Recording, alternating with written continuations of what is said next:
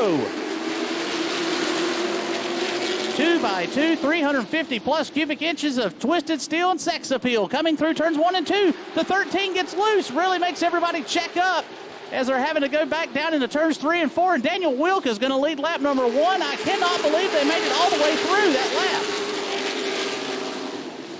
Back down into turns 1 and 2 again. Things getting dicey. Donnie Carlton into the 13. Turns the 13 sideways. The other 13. Pandemonium is ensued in turn number 2. Holy cow. Looks like we're going to go ahead and line them back up again. Bruinger leading them to green. Ford versus Chevrolet one more time. Bruinger really gets a great start. Wilk has all kinds of problems. All the field having to check up, and we've got more pandemonium started outside of turn number 1. Zach Bruinger back down to the green flag once again.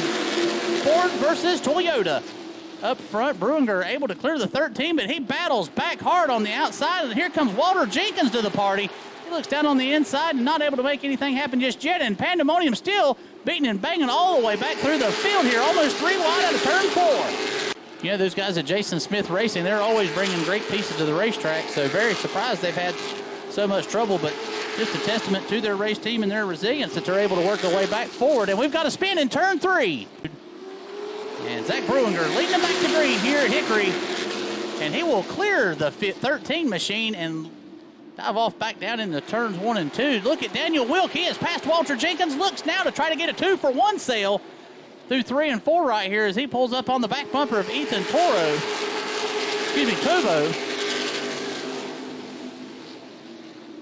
And he is not going to want to sit back there very long as he is driven back up through this field.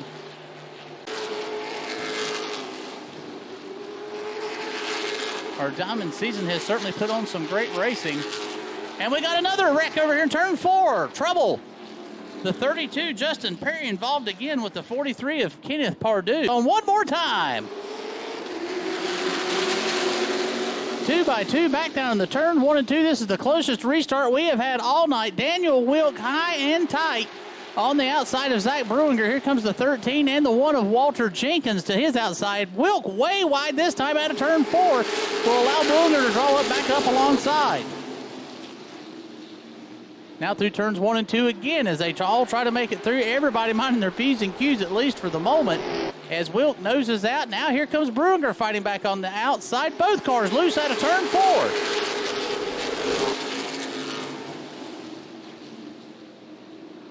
First 2 rows still side by side. Great racing action. They get in each other. He tries to crossover maneuver. He looks on the bottom side, gets Bruinger loose, sends him up the racetrack, looks low, but not able to make the passes. Bruinger slams the door.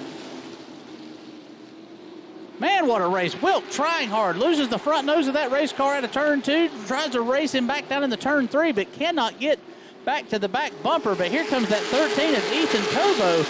He is showing back up to the party, too, trying to run that 71 down.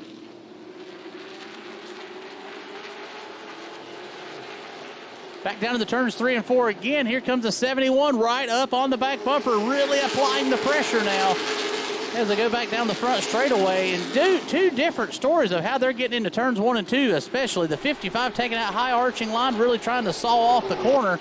And the 71 just doing his due diligence, staying on the bottom side. Both race cars scary fast here on the fastest lap. Oh, the 10's around.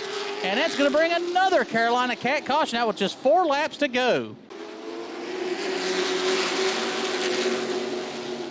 Zach Bruinger with a great start. Daniel Wilk not letting anything hang out either as he gets a great run off of turn number 2, trying to stay in tow. And I think he's going to have to move him to win it here tonight, ladies and gentlemen. Coming to 4 to go here, and he is going to have to take a shot, and he's going to have to take it soon. Back down into the eastern end of the, western end of the speedway. He looks low, coming up off of turn 2, gets another great run. Will he force the issue? He gets to the bumper and does.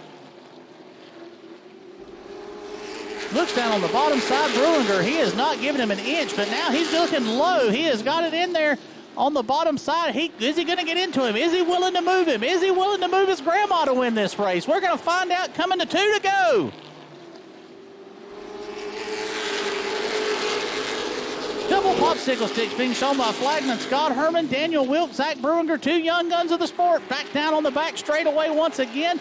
Wilk draws even. They will be coming to the IHOP 1 to go right now. IHOP 1 to go. It is a drag race down the front straightaway, no less, through turns 1 and 2 for the final time. Now down the back straightaway as Bruinger edges out. Who's going to bring it home through turns 3 and 4? Both cars beating, banging sideways. Who wants it? They are leaning on each other. Daniel Wilk with a win. Holy cow. 1. Let them hear it.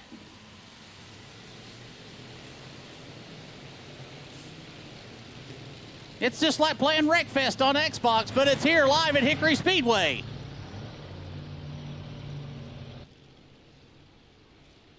Through turns 1 and 2, it looks like the white bus is out to a really big lead, but look at him coming 3 wide.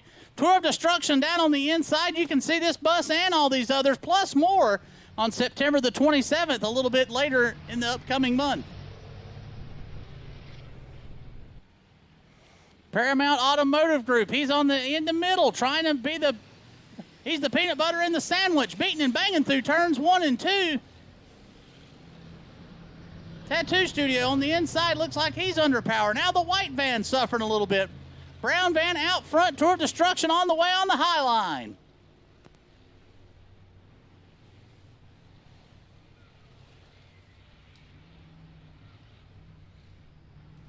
Coming on to the front straightaway, Paramount Auto Group on the bottom, looking to take the checkered flag photo finish, and it's going to be the Paramount bus, Cale, bringing home the win. At the fastest bus all day. It's the IHOP 1 to go. It's the IHOP 1 to go. They're still Oh, it's only one to go. Well, never mind, Cale. Do it one more time. Through turns 1 and 2 again, 3 wide, going to be almost 4 wide. It is a gaggle of school buses on the back of the thing.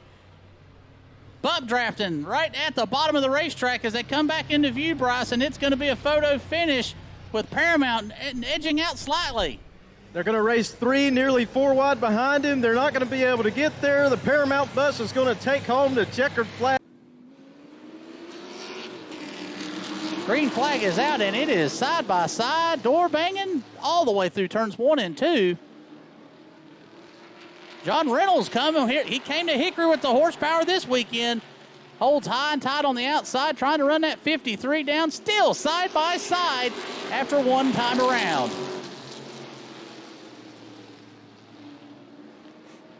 This is the same kind of Saturday night knockout fight you'd see 20, 30 years ago. John Settlemeyer and people of that era, all the way through the late 70s and early 80s, running these type of bodied cars. It definitely is a nostalgia throwback each and every weekend here with the street stock division here at Hickory. And great, stiff, hard competition, just as it would have been in the yesteryear. 2 Camaros going at it up front, rolling through turns 3 and 4. John Reynolds trying so hard on the high side to be able to hold DeMarmos down. DeMarmos just able to rotate effortlessly through those corners. Here comes Reynolds down on the top side, runs him down the racetrack, tries to get right back behind him, but just not able to make it around. Under the Musco lighting here at America's most famous short track through 3 and 4 once more, looking for the Sunoco checkered flag here at Hickory Motor Speedway. It'll be Cody DeMarmos bringing it home tonight. John Reynolds finishing in P2. Caden Quapple, Doug Barnes Jr. Race fans, let's get on your feet. Show your drivers your appreciation. 49th Annual Bobby Isaac Memorial coming right at you. Caden Quapple, Doug Barnes Jr. on the front row, 2 Chevrolets. 400-plus horsepower aluminum-headed small block engines coming through Hickory Motor Speedway.